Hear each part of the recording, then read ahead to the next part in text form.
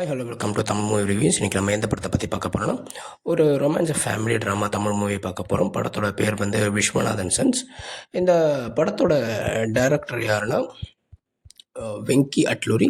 ரைட்டரும் அவர் தான். டைலாக்ஸ் வந்து பார்த்திங்கன்னா KN விஜயகுமார். அப்புறம் ப்ரொடியூஸ் பண்ணது சூரியதேவரன் நாகவம்சி, அப்புறம் சாய் சௌஷன்யா.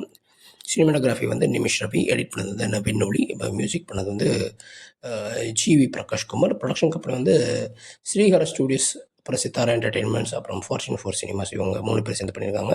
ஸோ இந்த படத்தோட கேஸ்டிங்ஸ் வந்து நம்ம பார்த்தோன்னா, சூர்யா வந்து நடிச்சிருக்காரு, மமிதா பைஜு நடிச்சிருக்காங்க, ரவீனா டண்டன் நடிச்சிருக்காங்க, அப்புறம் ராதிகா, யோகி பாபு, நாசர் வந்து நடிச்சிருக்காங்க, அப்புறம் ரகு பாபு இவங்களாம் வந்து நடிச்சிருக்காங்க. பல பேர் வந்து இந்த படத்துக்கு வந்து நடிச்சிருக்காங்க.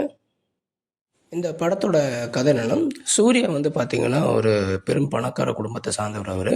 அவரு வந்து பார்த்தீங்கன்னா, ஒரு ஒலிம்பிக்ல வந்து கன் ஷூட்டர், அதே மாரி வந்து ஒரு பெரிய ஒரு என்டர்டெய்னர் சாரி என்டர்பிரனர். என்டர்பிரனர்னா is a cool businessman. ரொம்ப பெரிய கோடீஸ்வரங்க. ஸோ சூர்யாவோட அம்மாவோட கேரக்டர்ல தான் யார் நடிக்கிறாங்கன்னா, ராதிகா நடிக்கிறாங்க. ஸோ ராதிகா அவங்களுக்கு ஒரு கவலை இருந்தது. சூர்யா வந்து 42 வயசாகியும் இன்னும் கல்யாணம் பண்ணாம ஒத்தையா இருக்காரு. புள்ள எப்படி பார்க்குறது? ஸோ அவங்க குடும்பம், அவங்க வீட்ல வந்து பார்த்தீங்கன்னா, ராதிகா அவங்க ஒய்ஃப், அப்புறம் இவரு சூர்யா வந்து சின்ன வயசுல இருக்கிற ஃபோட்டோ இருக்குது. ஸோ இதே மாதிரி நம்ம குடும்பமாக இருந்த ஒரு ஃபோட்டோ வந்து இந்த கடைசி ஃபோட்டோவாக ஆகிடுமோ, தன்னோட பிள்ளைக்கு வந்து எதிர்காலம் என்னவும், தன்னோட பிள்ளைக்கு வந்து தாய் இல்லைனா அதுக்கப்புறம் புள்ள ஒண்டி கட்டிடனே, தனி மரமாயிடனே என்ன பண்ணுறது அப்படின்றது அவங்களோட ஒரு யோசனையாக இருந்தது. இவங்க எப்படியாவது கல்யாணம் பண்ணி கொடுக்கணும் அப்படின்னு சொல்லி டெய்லி வந்து நச்சரிச்சுட்டே இருப்பாங்க.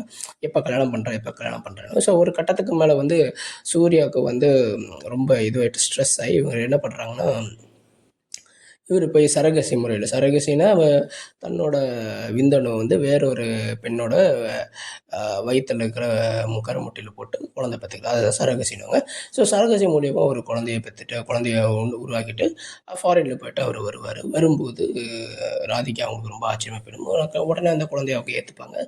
ஸோ அப்போ ஃபேமிலியில் ஒன்றும் பிரச்சனை இல்லாமல் அப்படியே போகும். ஒரு கட்டத்துக்கு மேலே அந்த குழந்தைக்கு வந்து பார்த்திங்கன்னா, அந்த போன் நேரோ வந்து ஏதோ பிரச்சனை வந்துடும். போன் நேரோட பிரச்சனை வந்தது என்னன்னா, சூர்யாவோட போன் நேரோ வந்து மேட்ச் ஆகாது. ஸோ அப்போ இந்த குழந்தைக்கு யார் வந்து தாயாக இருந்தாங்களோ, ஸோ அவங்களோட போன் நேரோ வந்து கண்டிப்பாக டெஃபினட்டாக வந்து மேட்ச் ஆகும் அப்படின்னு சொன்னதால, சரி ஓகேன்னு சொல்லிட்டு இவங்க வந்து ஃப்ளைட்டு பிடிச்சி இவரோட மச்சானும் வந்து இப்போ ஃப்ளைட்டு பிடிச்சி பார்க்குறாரு.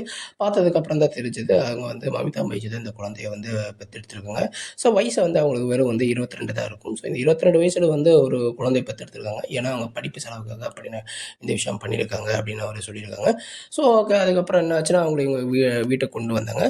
வீட்டுக்கு கொண்டு வந்ததுக்கப்புறம் காலப்போக்கில் வந்து அது போன் நேரோ வந்து சர்ஜரி வந்து நடந்துடும். போன் நேரோ சர்ஜரி முடிஞ்சதுக்கப்புறம் காலப்போக்கில் வந்து மமிதா பைஜுக்கு வந்து சூர்யா மேலே இன்ட்ரெஸ்டட். முதல்ல வந்து ராதிகாவுக்கு பிடிக்காது. மமிதா பைஜு வந்து வீட்டுக்குள்ளே என்ட்ரி ஆனோன்னே, என்ன இவ தான் அந்த குழந்தைக்கு அம்மாவா அப்படின்னு சொல்லி பார்க்க ரொம்ப சின்ன பொண்ணு மாதிரி இருக்கா அப்படின்னு சொல்லி, என்னது இது அப்படின்னு சொல்லி ரொம்ப கொஞ்சம் ஆரம்பத்தில் கொஞ்சம் இதுவாக இருக்கும். அப்புறம் போக போக வந்து ஓகே அவங்களும் செட் ஆகிடுவாங்க. ஸோ சூர்யா வந்து பார்த்திங்கன்னா, அப்புறம் போன் நேரோலாம் மாற்றிடுவாங்க. அது யாருக்கு, மமிதா பைஜோட போன் நேரோ வந்து குழந்தைக்கு வச்சுருவாங்க. 2 பேருமே வந்து கிளியர் ஆகிடுவாங்க. ஒன்றும் பிரச்சனை இல்லை, எந்த ஒரு இதுவும் வராது. ஸோ அப்போ காலப்போக்கில் வந்து பார்த்திங்கன்னா, மமிதா பைஜுக்கு வந்து சூர்யா மேலே வந்து ஒரு இன்ட்ரெஸ்ட் வரும். ஸோ அப்போ சூர்யா வந்து அந்த விஷயத்தை கண்டுபிடிச்சிடுவாரு. அப்புறம் இந்த விஷயம் வந்து ராதிகா அவருக்கு பிடிச்ச உடனே, ராதிகா அவங்க தெரிஞ்ச உடனே ராதிகா வந்து மமிதா பைஜு கிட்ட நேரடியாக கேட்பாங்க. நேரடியாக இல்லாமல் மறைமுகமாக கேட்பாங்க. அப்போ மமிதா பைஜு சொல்லுவாங்க, எனக்கு வந்து ஊருக்கு போக விருப்பம் இல்லை, நான் உங்களோடயே இருந்துடுறேன், நான் உங்களை வந்து இனிமேல் வந்து மிஸ்ஸஸ் அப்படின்னு சொல்லிட்டு பேர் சொல்லிவிடுவேன், உங்கள் பேர் சொல்லி கூப்பிட மாட்டேன், உங்களை நான் அத்தனை கூப்பிட்றேன் அப்படின்னா. ஸோ அதில் வந்து ராதிகா வந்து அப்படியே விழுந்துருவாங்க. விழுந்துட்டு ஓகே, நம்ம வந்து நம்ம பிள்ளைக்கு வந்து இவ தான் கரெக்டாக வருவான்னு சொல்லி எப்படியாவது பையனை வந்து காம்ப்ரமைஸ் பண்ண பார்ப்பாங்க. பட் ஆனால் சூர்யா வந்து காம்ப்ரமைஸ் ஆக மாட்டாங்க. ஸோ அது ஏன்னா அது 20 வயசு டிஃப்ரென்ஸ்னால அதுதான் ரொம்ப பெருசாக வந்து அவருக்கு வந்து மனசில் உறுத்தலாக இருக்கும். ஸோ இது வந்து கதை எப்படின்னா, கடைசியாக வந்து இந்த குடும்பம் வந்து அந்த மமிதா பைஜு வந்து சூர்யா வந்து மமிதா பைஜுவை ஏற்றுக்கிட்டாரா இல்லையா? அதுக்கப்புறம் வந்து ரவீனா டண்டன் அப்படின்னு சொல்லிட்டு ஒருத்தங்க இருப்பாங்க. அதாவது சூர்யாவோட அப்பா வந்து சின்ன வயசுலேயே வந்து சூர்யாவை விட்டுட்டு 2வது கல்யாணம், ஒரு ஹீரோயின் சினிமா நடிகையை கல்யாணம் பண்ணிட்டு போயிடுவாங்க. அவங்க தான் ரவீனா டண்டன். அவங்களுக்கு ஒரு பொண்ணு இருப்பாங்க. ஸோ அந்த பொண்ணு வந்து யாருன்னா, ஐ திங்க் GV பிரகாஷோட தங்கச்சின்னு நினைக்கிறேன், அந்த கேரக்டர் நடித்தது. ஸோ இவங்க குடும்பம்லாம் வந்து ஒன்றா இருப்பாங்க. ஸோ சூர்யா வந்து மமிதா பைஜோட சேர்ந்தாங்களா இல்லையா? அதே மாதிரி சூர்யா வந்து தன்னோட 2வது அம்மா, அதாவது 2வது அம்மான்னு சொல்கிறத விட இப்படி அத்தனை சித்தின்னு சொல்லிட்டு அவங்க சித்தியோட பேச ஆரம்பித்தாங்களா, பழக ஆரம்பித்தாரா, அப்புறம் என்ன ஆச்சு அப்படின்றது தான் வந்து மீதி கதை. ஸோ இப்படி இப்படி இது வந்து எப்படி சொல்கிறதுன்னா, நம்ம வந்து ஒரு நார்மல் டிப்பிக்கல் தெலுங்கு படம் தான். பெரிய வீடு காட்டுவாங்க, பெருசாக காட்டுவாங்க. எப்படி சொல்கிறது, பெரிய வீடு, ரொம்ப கூட்டு குடும்பம், ஜாயிண்ட் ஃபேமிலி. இவங்க வந்து ஒரு 300 கோடி, 500 கோடி, 1000 கோடி, 2000 கோடி பிஸ்னஸ் பண்ணுற ஆளுங்களா இருப்பாங்க. பெரிய காரு, அது பெங்களா, அது மாதிரி தான் காட்டுவாங்க. சின்ன வீடு இந்த மாதிரிலாம் வந்து காட்ட மாட்டாங்க. நல்லா லக்ஸுரியாக தான் காட்டுவாங்க. ஸோ இது எப்படி சொல்கிறேன்னா, நம்ம எக்ஸாம்பிள் வாரிசு படம் பார்த்துருக்கீங்களா? ஸோ வாரிசு வந்து பார்த்திங்கன்னா சன் டிவி சீரியல் மாதிரி இருக்கும். இது வந்து விஜய் டிவி சீரியல்லாம் இருக்கும். ஏன்னா வந்து சரகசி முறையில் குழந்தையெல்லாம் பெற்றிருக்கு இல்லையா? பெற்றதுனால கொஞ்சம் டிஃப்ரெண்ட்டாக இருக்கிறதுனால இது வந்து விஜய் டிவி சீரியல்னு சொல்லலாம். So it's normal typical Telugu film தான். எல்லாமே லக்ஸரியாக காமிப்பாங்க, கலர் கலராக இருக்கும். அங்கங்கே எல்லாம் கலர் கலராக வச்சுருப்பாங்க. வெட்டிங் கண்டிப்பாக அதில் ஒரு வெட்டிங்காக தான் இருக்கும். அந்த படத்தில் வந்து ஒரு வெட்டிங் கண்டிப்பாக வச்சுருவாங்க. ஏதோ ஒரு முறையில் ஒரு ஃபங்க்ஷன் மாதிரி, ஒரு வெட்டிங் மாதிரி வச்சு அதுக்கு ஒரு பாட்டு, ஒரு டான்ஸ் அதுக்குள்ளே வச்சுருவாங்க. ஏன்னா இது வந்து இந்த படத்தோட டைரக்டர் யாருன்னா, ஏற்கனவே லக்கி பாஸ்கர் அப்படின்ற ஒரு படம் எடுத்தது நமக்கு தெரியும். இந்த துல்கர் சல்மான் நடித்த படம். ஸோ நிறைய எக்ஸ்பெக்டேஷன் இருந்தது. இவர் வந்து மற்ற தெலுங்கு ஆளுங்க மாதிரி இல்லாமல் கொஞ்சம் டிஃப்ரெண்ட்டாக எடுப்பாருன்னு. பட் ஆனால் இவரும் தெலுங்கு ஃபிலிம் மற்ற தெலுங்கு டேரக்டர்ஸ் மாதிரி தான் அப்படின்றத இவர் வந்து ப்ரூவ் பண்ணிட்டார். ஸோ அப்படி தான் வந்து போயிருக்கு. ஸோ படம் வந்து பார்க்கலாம். பட் என்னை பொறுத்த வரைக்கும் ரொம்பலாம் போர் அடிக்கல. இட்ஸ் அப்படியே மூவிங் ஆன், அப்படியே வந்து ஜஸ்ட் ஒன்ஸ் வாட்சபிள், அவ்வளோதான்.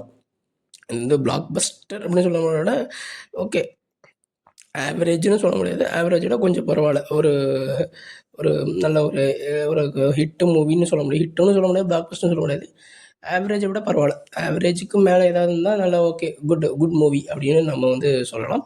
குட்டு தான். ஹிட்டு பிளாக் பஸ்டர் என்னை பொறுத்த வரைக்கும் இல்லை. இவங்க பிளாக் பஸ்டர்ன்றாங்க, 5 நாள்லேயே 300 கோடின்றாங்க. ஸோ இதெல்லாம் வந்து நடக்கிறதே இல்லை. அது எனக்கு எப்படின்னு எனக்கு புரியல. 5 நாள்லேயே 300 கோடி இந்த படம் வந்ததுன்னு. ஸோ நான் 1-2 இடத்துல நான் பார்த்தேன் மீம்ஸ்லாம். இந்த 5 மீம்ஸில் அந்த போஸ்டர் பார்த்தேன். 5 நாள்லேயே 300 கோடி அப்படின்னு. ஸோ இது வந்து எனக்கு எப்படின்னு புரியல. ஸோ வாரிசு படம் மாதிரி தான் இது. அது கிட்டத்தட்ட வாரிசை விட என்னை பொறுத்த வரைக்கும் இது நல்லா இருந்தது. எனக்கு உண்மையாகவே கொஞ்சம் டிஃப்ரெண்ட்டாக ஃபீல் ஆச்சு எனக்கு இது. ஒரு ஃபேமிலி மூவி தான். ஒரு குடும்பமாக உட்காந்து பார்க்கக்கூடிய படம் தான். என்னை பொறுத்த வரைக்கும் ஒரு 1 or 2 வீக்ஸ் அப்படியே ஓடும். பார்க்கலாம், ஒன்ஸ் வாட்சபிள், அவ்வளோதான். மற்றபடி வேறு ஒன்றும் இல்லை. என்னை பொறுத்த வரைக்கும் வந்து 5க்கு வந்து 3.4 கொடுக்குறேன். தேங்க்யூ.